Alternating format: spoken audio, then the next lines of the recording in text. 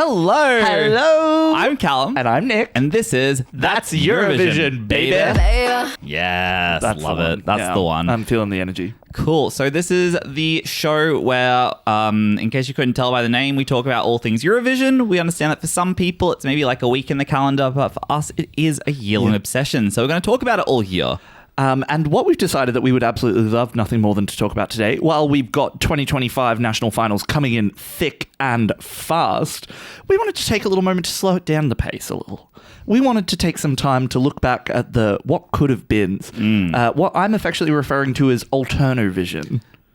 Okay, I love this. I love this working title. Yeah. So basically, what we're going to chat through today, and what I'd love to get your opinion on, Callum, is some of the songs that we've seen come second. Some of the songs that we've seen come sixth. Some of their respective national finals. In their national finals. We would love to have a little bit of a chat about the divas that have been left behind. Yeah, the ones who aren't going onto the stage at Basel, but who have gone into the stage in our hearts. Exactly. Had some incredible songs and songs that we want to platform. We're going to be listening to them forever, and it seems unfair to just forget them, basically. Yep. So we're out here trying to make sure that there's no flash in the pan for people that are putting out incredible music. Maybe it wasn't the one that won on the night, but it's one that we're living in the playlist for a long, long time. Yes. A couple of ground rules. So we're covering the first 11 songs, I believe, have been announced at this point. We're on the eve of the second Super Sad Day, so we'll have another 5 countries revealed very soon. But at this point, there's 11 songs currently on the lineup.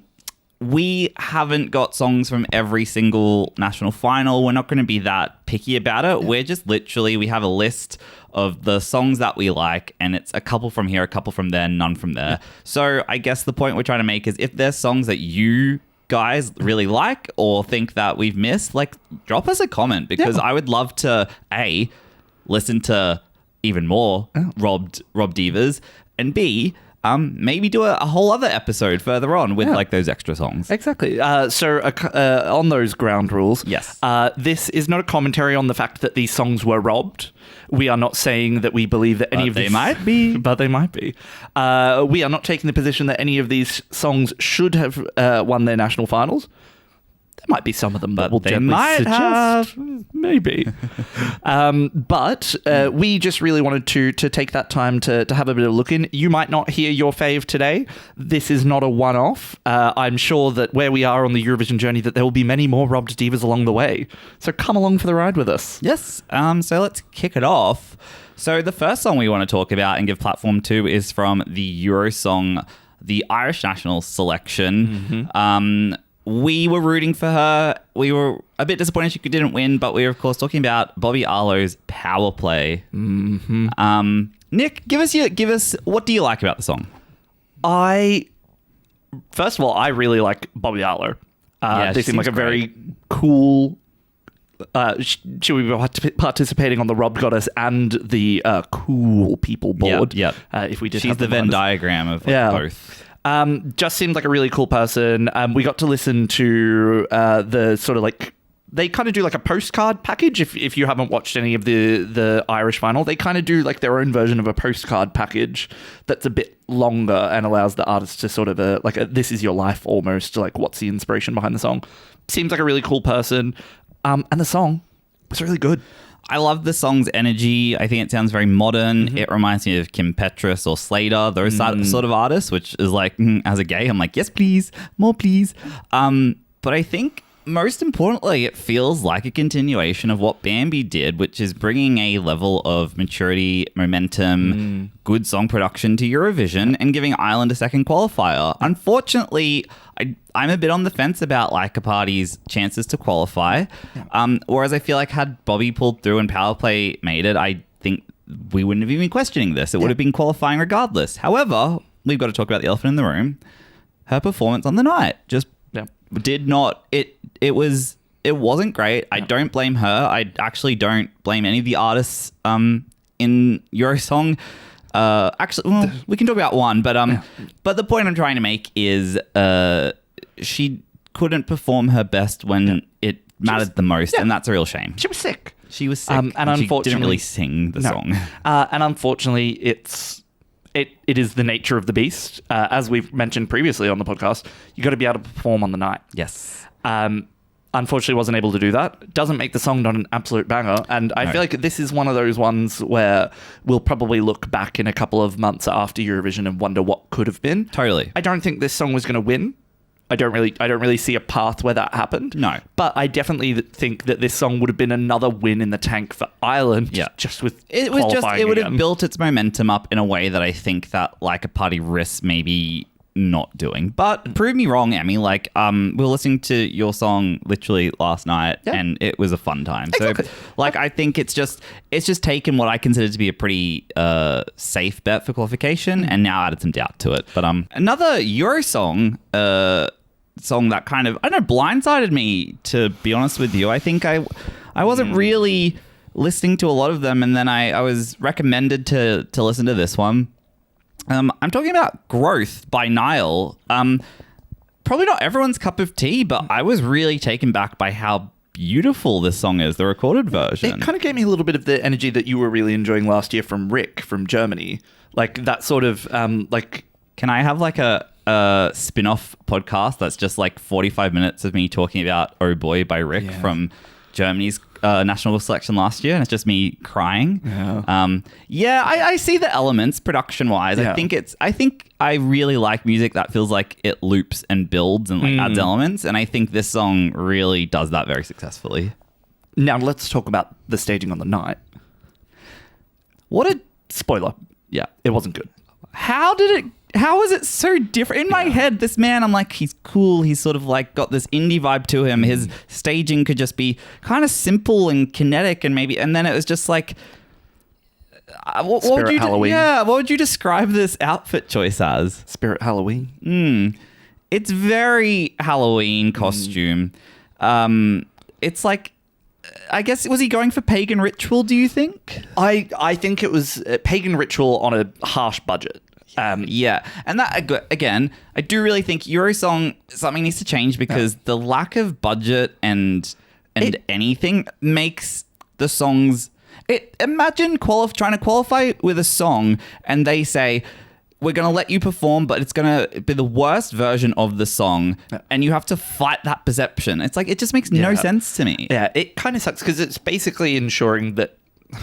I mean, at least the Irish public go in underestimating their songs. That's true. And the rest of the world too. Exactly, because you just have to look at the sheer transformation of someone like Bambi, where we were not complimenting that song at national final time. It was risky. It was rough. Yeah. So but evidently not their fault. Yeah. However, I will say this though, NIYL's choices that he could make of costuming and of graphical package or whatever you want to say, or whatever him and his team came up with, I question his taste level. Yeah. Very much. I just question that level of Yeah. It wasn't great. The song was really good. Vocally, it was performed well. We had this conversation earlier. I don't want to tell someone what kind of energy the song that they wrote, produced, recorded is bringing, but you're going to do it. Yeah, for me, there was a big... Like, if that was his vision for the song, maybe he should have written a different song, because, like, that song was not giving, like, weird pagan ritual energy to me. Yeah, I think it's a classic thing of, like, you listen to a song in your head and you can picture a music video almost, and then you see an artist's interpretation of that, and you're like, this is... nothing like what I thought of. Yeah. It's giving very... what was Shakespeare thinking when he said the door was blue and your English teacher gives you a full insight into the history of depression and melancholy? And it's like the door was blue. Yeah. Yeah, I think this song probably just needed some simpler production, but we'll leave it there. Like, again, we're sounding quite critical of Bobbi and NIYL. The whole point of this episode was we're trying to recommend you these songs because we love them. So I think the recorded version of Growth is fantastic. Like, it's a really cool song. Ending on a positive. This song is produced beautifully. His vocals are incredible. The build up, I think, of like just subtle little production elements that add on every verse until the end where you feel this. It's great, and I love this song. I love this song. Yeah, but seeing it in that form, I wouldn't have voted for it either. Yeah. So I understand why it didn't get through. Yeah. Sad. Moving on. Next, we will be talking about, and I will potentially mispronounce this, so I do apologize. Hartita de Llorar by Lachispa or Lachispa. Lachispa. Hartita de Llorar. De Llorar. Yeah, by Lachispa. I'm so sorry. Yeah, I'm going to say that. For Spain in Benidorm Fest. I have a lot of feelings about this song. Hartita de Llorar. Hartita de Llorar. Hartita I de have Llorar. yeah, I have a lot of feelings about this song. Mm. This song is fantastic. Mm. This song is so good. The vocals on the main stage, I think maybe a little bit a touch pitchy. Yeah. But the concept of the staging is very cool. That stage package was very beautiful. Yeah, the staging package was beautiful. I think that like the song itself is really cool. The vocals, like I think with a bit of time and a bit of polish would be fantastic. And a bit of that classic Eurovision auto-tune. Exactly. But for me, this one's probably like one of my main Robbed Goddess songs. Well, because I just don't see Ace of Diva winning over this. Very confusing, yeah. For what? So we had this conversation. No offense to Melody, no offense to anyone that voted for Ace of Diva, but you basically voted for like a bloody FIFA song. Yeah, but I think that something that we have to remember as Australians is that we don't really have a cultural attachment to internal sort of music things like a San Remo, a Melody Festival, or a Benidorm Fest. Though I think Benidorm Fest is quite recent. But the point is, these people, like the Spanish public, is just voting for their favorite song, and if they want like a summary like Spanish bop, and they don't really care about if it's going to win Eurovision, then that's what they're going to send. Like, I think it's like. But why is that their favorite song? That song sucks. I think there is questions of different parts of Europe liking certain genres of music that we don't like in Australia. True. I suppose that's why Italy will always send like balladeers. And France and will always have that like that Franco pop sound that is, if you know what I'm talking about, you know the French sound. And Spain will like loves their sort of, I don't know what you call it, like fiesta party, like FIFA World Cup music is how I see it too. So it's sad. They've had some really great songs sent in the past, and this one was a big disappointment for me. Like I love this song. I think this song should have won. It's so interesting, and to see it come so far down the list as well. I believe it came 6th. I'm not entirely sure. We'll have to double check that. But it was not the runner-up. Yeah. Look out for the overlay graphic when it actually came third. It wasn't Melody and then her. It was like. I think the challenge is that this song we love because it's interesting. It's mixing sort of traditional Spanish music with really interesting production, which if there's one thing that I love, it's not just a straight, I hate to say the word, like ethnic pop song, which I feel like a lot of people consume Eurovision and just want that. I feel like I need it to have a little bit of interesting production or like, take me somewhere that I'm not expecting. And I think this song specifically did that incredibly well. I agree, because this song sort of gave me the energy of a couple of years ago. It would have been 22, 20, Are you 22. talking about Blanca Paloma? 23. Was 23. Oh, later than I thought. It kind of gave me that energy again, and I think that's probably where I've seen Spain at their best. But it didn't place well. No, it didn't. It got crap all from the public, and I think the jury sort of overlooked it, and I think that maybe the Spanish voters were like, we took a risk, it didn't pay off. We sent Nebulosa because it was fun, it didn't pay off. And I think they're probably just like, let's just vote for the fun songs you want to dance to, and I don't care if it comes 26th out of 26. And I'm kind of like, I get it. It's kind of hard. I just don't like the song. No, I don't like the song. But the song I do like. Yeah, I was going to say, but we're not talking about that. Hartita de Llorar. Hartita de Llorar. If you haven't heard it, go listen to it. Watch the staging package from Benidorm Fest as well. Really cool, really interesting, really fun. I really liked it. Great song. Love Your it. joking should have been higher. Your joking should have been higher. Yeah. Very much. That being said, yes. Let's jump to our next. I'll let you introduce this one. We'll be jumping to the next song on the Rob Goddess list. Heaven Sent by Kristy Spiteri. I want to preface this by saying that I love that Can't is going to Eurovision, because I think it's genuinely such a good song, and I think it's genuinely so fun, and I look forward to a bunch of Swiss people standing around on stage, and like Lithuania calling in and being like, "Can." Yes. I'm looking forward to that more than you could possibly know. I'm looking forward to the entire arena in Basel screaming cunt in unison. That's going to be very fun. Do you mean can't? Sorry, singing in unison. Yeah. That being said, Heaven Sent by Kristy Spiteri, big winner in the jury vote, and also a second place in the televote, which just saw Mirjana Conti get across the line in first. This song is amazing. Like, vocally and just vibe-wise. So this song was, I believe, co-written by Teea of Teea and Selena fame, who also helped produce Nemo's The Code. Yeah, I will say, Teea knows how to make music. Do you know what I love about her is her songs, or like whatever involvement she's had. There's a through line. Like, you can connect Heaven Sent with The Code with Who the Hell is Edka. I believe she's also helping produce the Austrian entry this year. She's developing a sound and she's becoming a bit of an auteur, and I love that. It's kind of like Bambi's stage producer, being brought into all these different contests now. But it's like having Teea in there. I think she has such a distinctive sound and like brought it to this song. But not to take away anything from Kristy Spiteri and her ability to perform like that. Also, beautiful, sweet angel. Like, absolutely seems like the most wonderful person. Would you say she's an angel sent from heaven? I would say that she was heaven sent. But the song was fantastic. Yeah. I would have loved to have seen it win maybe somewhere else. I just feel like the problem this year, the countries that sent multitudes of but the countries that sent good sent like 6 goods. I'm like, can we share the talent? Can we get a little bit of San Marino going? Can we just start importing acts from other countries? Kristy Spiteri, represent San Marino. There you go. Exactly. Like, I'm sure that you've got Luxembourg in you.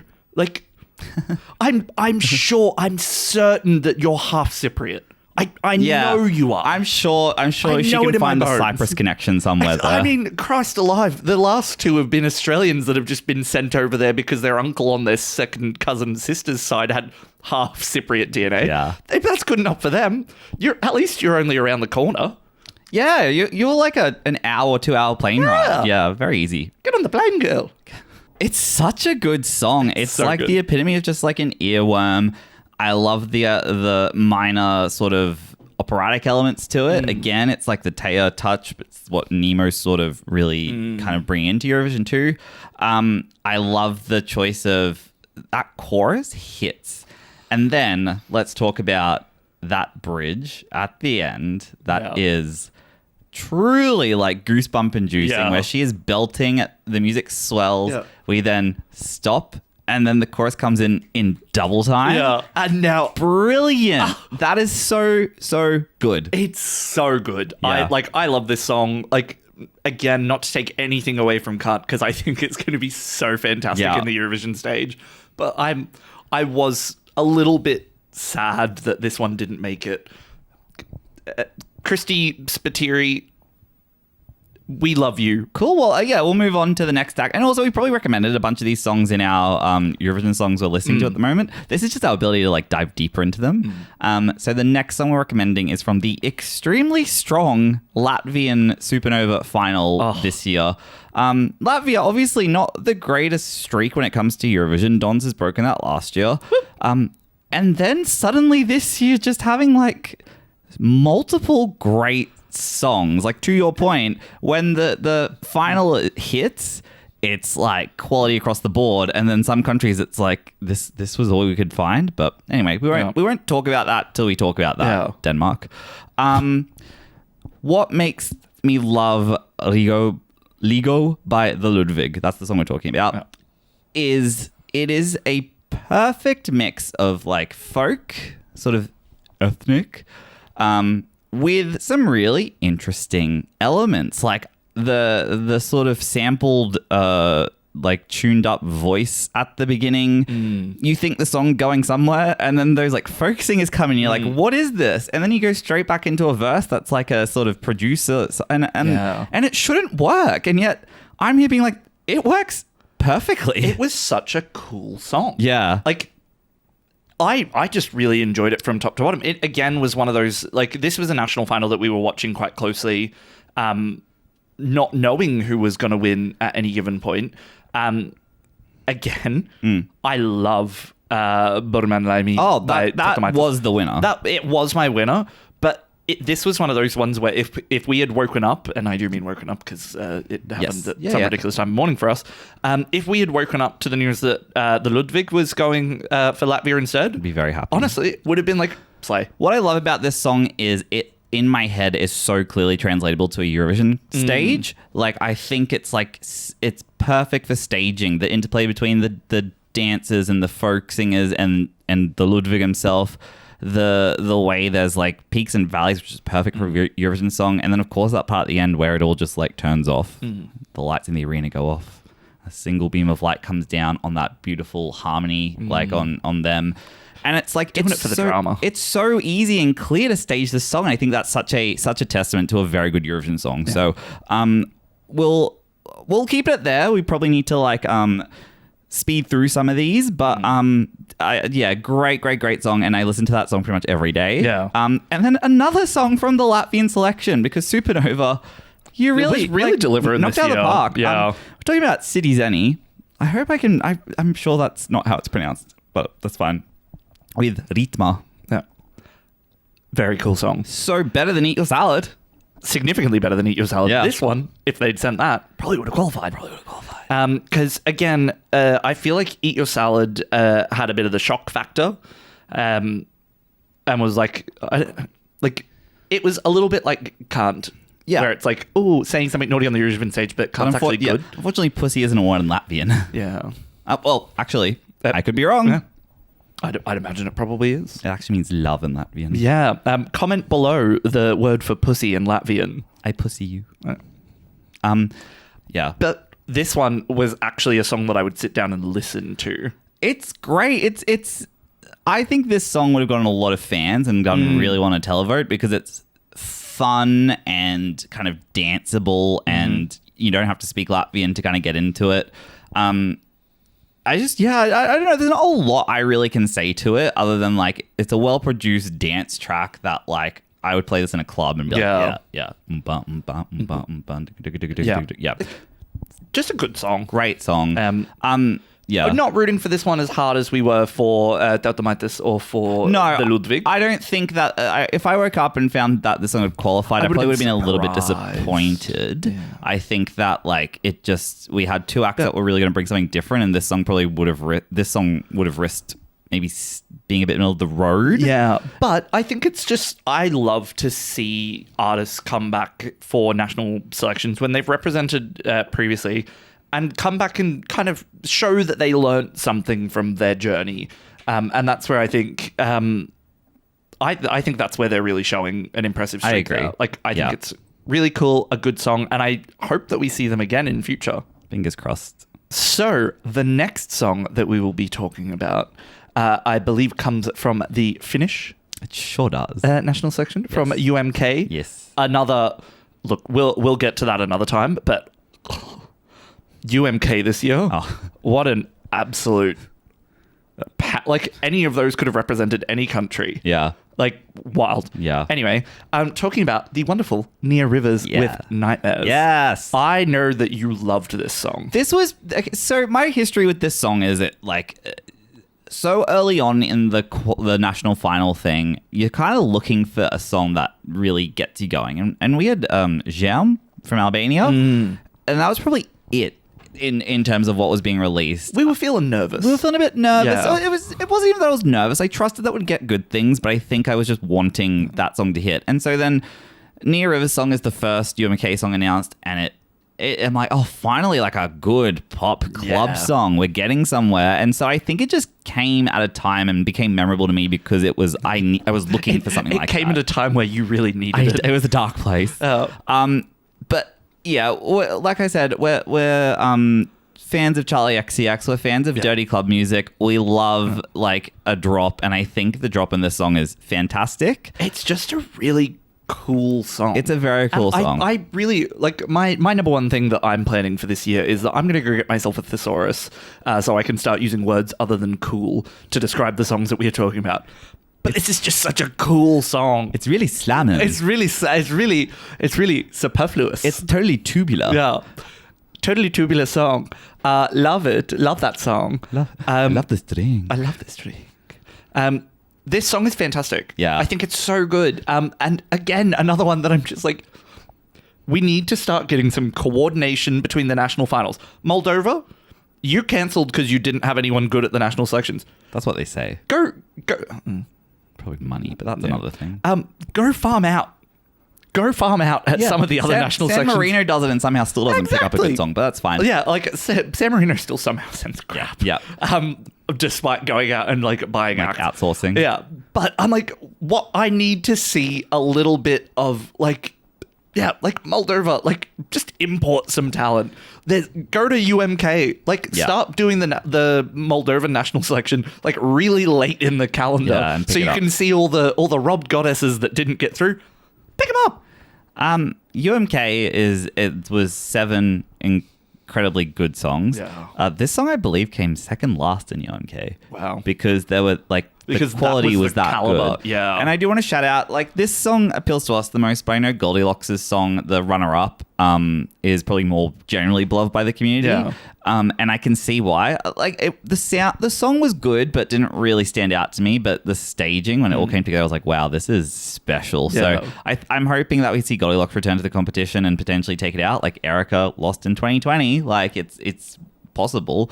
But I just want to shout out the entire UMK artist lineup. Yeah. But we're giving Neea River a special shout out because she was the first song. This was the first song this year that I feel like we got attached to. Yeah, and again, Albania's song came out earlier, and I see the quality in it. But I think this was the first. Maybe the good way to put it is this was the first party song that I was like, great, invite the friends over. The Eurovision party's happening, as opposed to Germany. This is cool. I want to go smoke a cigarette in an alleyway. Yeah, exactly. Yeah. I want to party to this song. Yeah. So yeah, thank you, Neea, for kind of kickstarting the hype train for Eurovision 2025. Yeah. And then, so that's been a pretty comprehensive list. We've got one more left from a national final that hasn't finished yet. But this song was one of only 2 to not qualify for its final. Inexplicably. After being easily the best song of the entire lineup. By not even a small margin. We're talking about Birgo's Stormchaser from Iceland. What the hell is going on? I am at a loss for words. The reason we want to talk about the song is I want to give it a platform. I want you to stream it. I want you to understand that you just gave up your one song that could have qualified. Enjoy your 3-4 year in a row non-qualifying streak. I don't want to be the I don't want to be a hater. I don't want to be the person that speaks like the kids. Iceland, you have fumbled the bag so comprehensively that I am genuinely at a loss. What are you doing? Shocked. I'd say this is the biggest upset. And to be fair, the song isn't a song that I listened to that much. But the biggest upset because you basically were we don't even want to send this to the final of our national selection. This song is gone at the first hurdle because I genuinely don't get what the Icelandic public didn't see in this song. And you hear some of these other songs that made it through and you go, it's Pirate Shantytown. It's wild. I'm low-key not looking that forward to Iceland's national section. I think there's one decent song. There's that duo. Is it Fire? No. Yeah. There's that duo in the silver jumpsuits that have the EDM sort of dance pop rap song.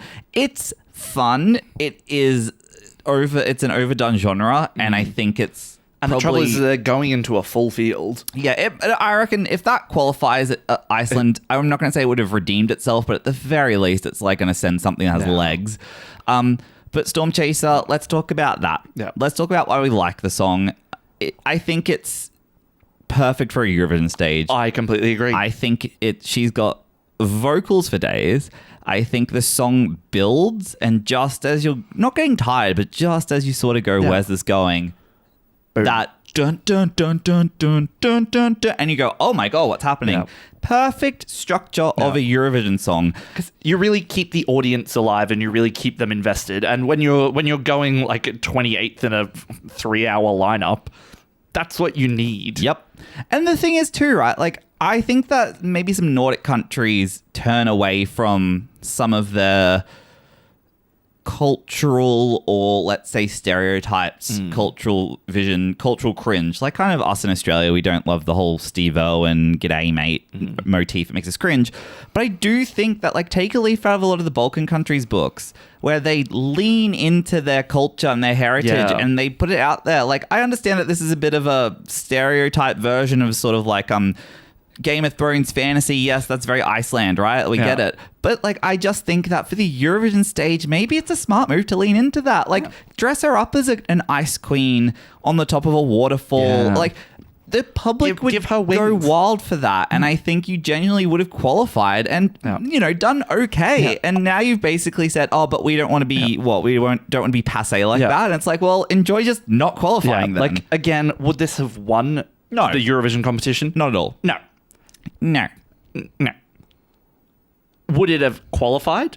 I think yes. Yes, no, it would have think qualified. absolutely yes. It's just inexplicable that this song couldn't even get... If it had lost at the finish line, if it had come second, if it had come third, like whatever, okay, you sure. have that conversation. But the fact that like one of the very few good songs that they had didn't even, like, you eliminate 2 out of 10. Yeah, crazy. And you picked that, I think it's 2 per semi-final. Okay. So I think it's 4 of 10 get eliminated. I'm not sure, like, but the point is, still, boo. 2 songs from that semi-finals didn't qualify. It was 1 of 2 that you said no, and I just inexplicable. Kills me. Anyway, we're trying to highlight robbed people, but we're also trying to like platform them. So like, again, I want to end on a positive and say it's a really good song, and it's exciting, and I think songs like this should get a lot more respect. I agree. Yes. That being said, we will be putting all of the songs down in the description of this video. Underneath the like and subscribe buttons, do with that what you will. We will be posting them all there. Go give them a listen, because the most important thing that we can do for these artists is to support them, because you don't want them to have their Eurovision dreams crushed and then retreat into a hole or not make anything out of the experience. Yeah. Not that we are out here saving the world. I'm sure these people are all going to be fine and artistically, you know, maybe see it as a positive. You've avoided the trauma that is the Eurovision Song Contest. Yeah, true. Yeah. But that being said, yes, I think that's all we've got for today. Yeah. Overall thoughts and feelings about the songs we've recommended. I love these songs. Yeah. Like, the reason that we wanted to do this video is because we really did want to highlight some of those songs that won't get as much love now that they've been sort of left in the national finals round. Go stream them. Yeah. Go stream them. Go watch the performances online. And exciting. These songs could have all represented their countries and made for an extremely strong Eurovision Song Contest. So, taking from that... it just shows you the quality that we're getting. When we say that Eurovision is a year-round affair, this is exactly what we're talking about. And look, before we wrap it up, we'll just quickly say we know we didn't mention Albania, Montenegro, Greece. There's a couple, Ukraine. There's a couple of national finals that we didn't follow that closely, and none of the songs really reached out and grabbed us. So as we were saying, please leave a comment if any songs from those national finals you're like, guys, listen to this one because it's great. And we might compile another list later on, but that's it. We'll probably be we're in the midst of a pretty hectic schedule right now. We're going to wake up tomorrow to 5 more songs announced for the Eurovision Song Contest 2025. Ooh. So you'll probably see our recap of that before you see this, but just know the reason we haven't talked about Norwegian songs or Lithuanian songs is because we don't know what's qualified yet. So maybe we'll do a part 2 with those. But I'd imagine that there will be plenty of robbed divas left behind along the way. We're excited to talk about it. But that's it. Well, that's Eurovision, baby. that is Eurovision, baby. Thank you so much for watching, guys. We are really loving, I guess, our little audience we're building. Yeah. It's small, we know, but it's just fun to see. So please subscribe and like turn on notifications and do all the stuff that like gets us in your feed. Yeah, like and share. If you've got friends, if you've got family, if you've got enemies, send it to them. Yeah, we encourage hate to us specifically. I don't. Oh well. He encourages hate to him. I just want love. But honestly, send it, share it. We're on socials and we are actively participating now. So come follow us on Instagram. Come follow us on TikTok. We'll be releasing little social clips. We'll be releasing some fun stuff along the way. But that's it for us today. That is it. Thanks so much for joining us, guys. Bye.